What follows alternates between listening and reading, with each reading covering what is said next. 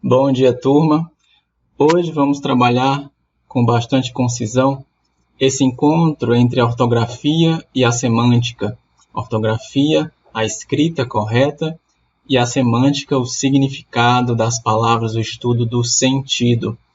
E quando estudamos homônimos e parônimos, é o encontro da ortografia e da semântica, porque nós vamos precisar entender o significado apropriado daquela palavra naquele contexto, naquela frase, para sabermos qual a forma da sua escrita correta.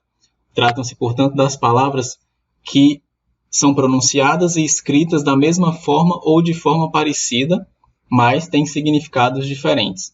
São os homônimos.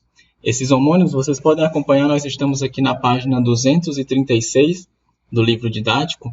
Os homônimos que têm pronúncia e grafia idênticas são chamados de homófonos. Homo, igual, fono, som. Homófonos, mesmo som. Homógrafos, também a mesma grafia.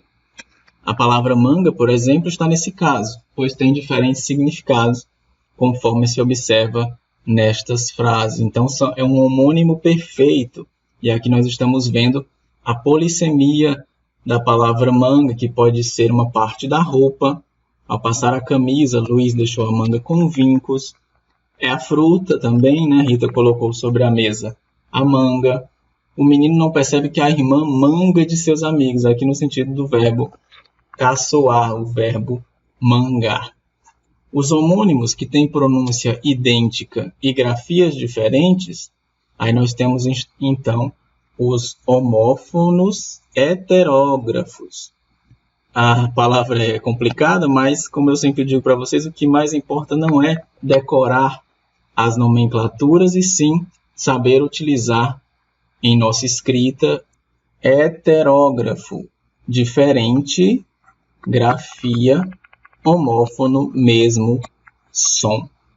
Aqui um grande exemplo que o livro traz para vocês é o da palavra sessão. A gente fala da mesma forma sessão, mas escreve de 3 modos diferentes, com C no começo, com C cedilha no meio ou com 2 S's. Então, o ato de ceder é a cessão com C. O músico assinou o contrato de cessão de direitos autorais. A cessão com C cedilha é uma parte, uma divisão, um departamento de uma empresa. A seção de esportes desse jornal é muito boa. A seção de recursos humanos ou a seção de logística da empresa. Por quê? Que é com C cedilha? Porque se trata de uma parte da empresa, de uma divisão, de um departamento. E aqui daremos início agora à sessão de perguntas, um período de tempo. Então, sessão de cinema, como se escreve? Também com 2 S, porque é um período de tempo que iremos passar no cinema. Aqui nós temos agora os parônimos, que são palavras que são semelhantes na grafia e na pronúncia, semelhantes, parecidas, não necessariamente iguais, como no caso dos homônimos. Elas são semelhantes e também com significados diferentes, claro. Esse é o caso, por exemplo, das palavras cavaleiro e cavalheiro. Vejam, o cavaleiro voltou cedo à fazenda. Aqui é o homem que anda a cavalo. Já o cavalheiro, ele foi muito cavalheiro em sua atitude, é um homem gentil, cordial. Aqui a gente pode até remeter às origens do termo, né? Porque lá na Idade Média, os cavalheiros, os homens nobres, também eram cavaleiros, né? O cavalo representava um pouco a nobreza, eram os homens de posse que andavam a cavalo. Exemplos muito úteis aqui de parônimos que eu trouxe para vocês, já não é do livro. O livro também tem um apêndice com vários exemplos, a página 330, vocês podem consultar. Então, absolver, inocentar. Absorver, aspirar, sorver. Aprender, tomar conhecimento. Apreender, assimilar. Esse parônimo aqui, inclusive, eu adoro ele, porque... E percebam que muitas vezes, como eu falei no caso de cavaleiro e cavalheiro, há uma relação, sim, entre os significados. Nem sempre, tá? Mas aqui, ó, aprender é sim também uma forma de apreender. Eu preciso apreender, assimilar, tomar para mim, apreender, para realmente poder aprender, para tomar conhecimento do conteúdo. Comprimento, tamanho, cumprimento, saudação. Delatar, denunciar. Dilatar, alargar. Discriminar, tirar o crime. Discriminar, preconceituar. Ter preconceito aqui, eu estou discriminando alguém, eu estou tendo preconceito contra alguém.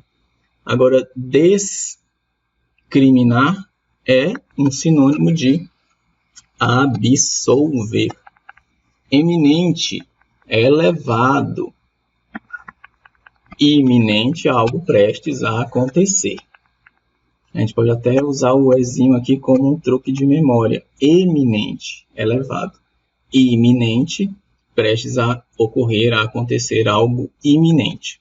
Esse aqui ninguém usa mais, né? Todo mundo fala estadia em hotel, mas na verdade a estadia seria apenas para veículos e navios, e para a pessoa seria a estada em um hotel. Mas a língua vai mudando, a gente vai transformando.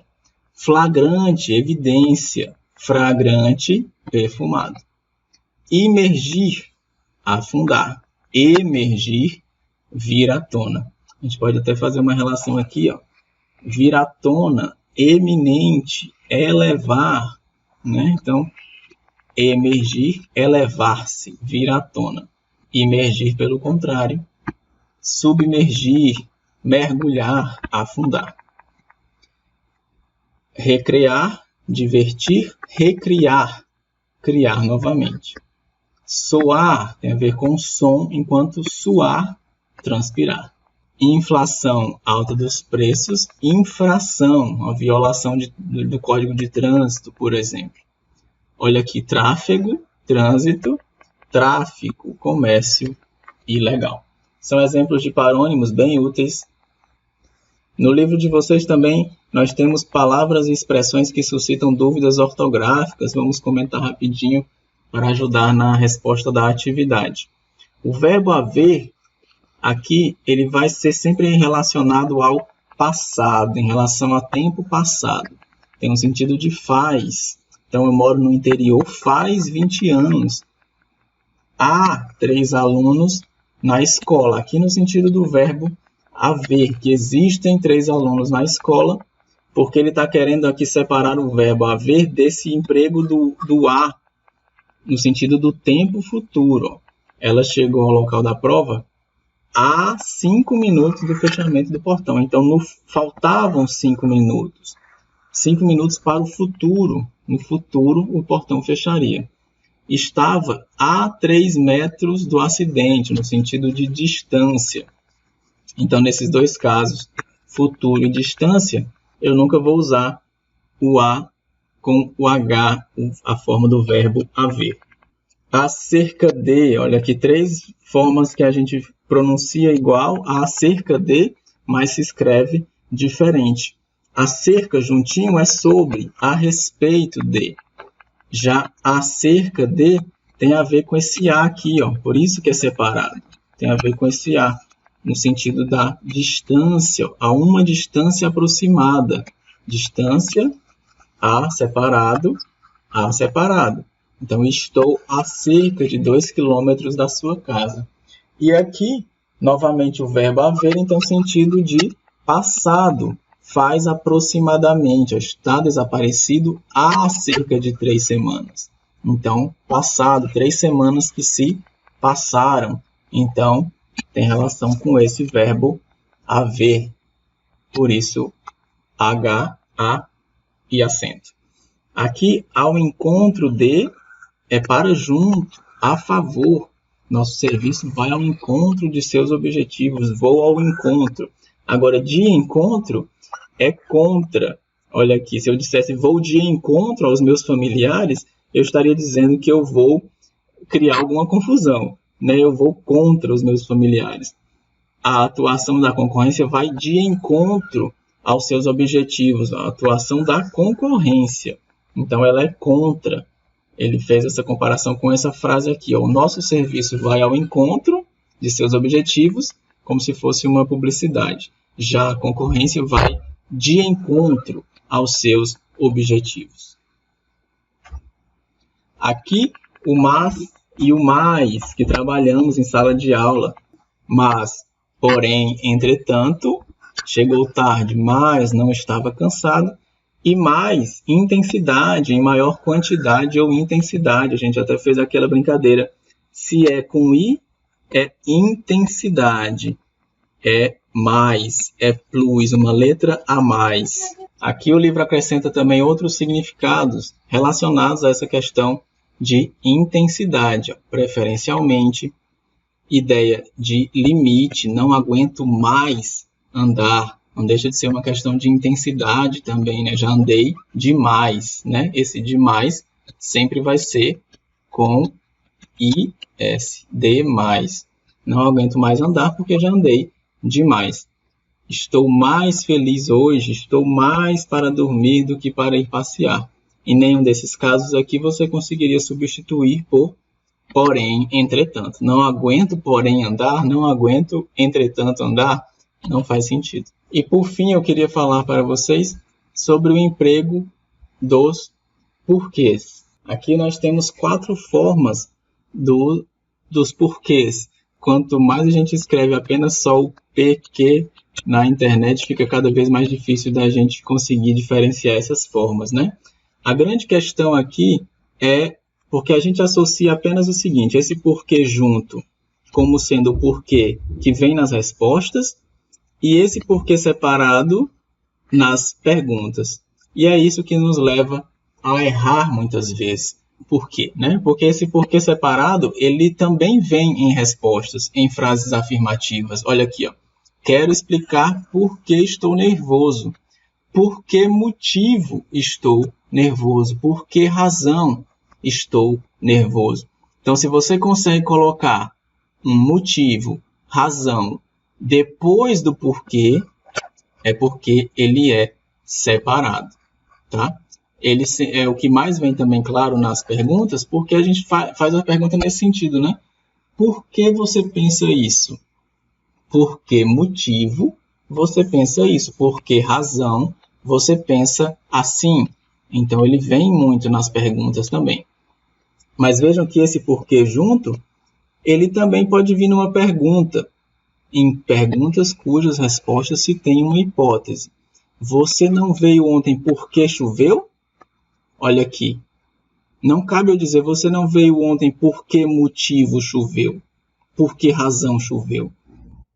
É a própria expressão porque junto que podemos substituir inteiramente por uma expressão como uma vez que, em razão de que, pelo motivo de que.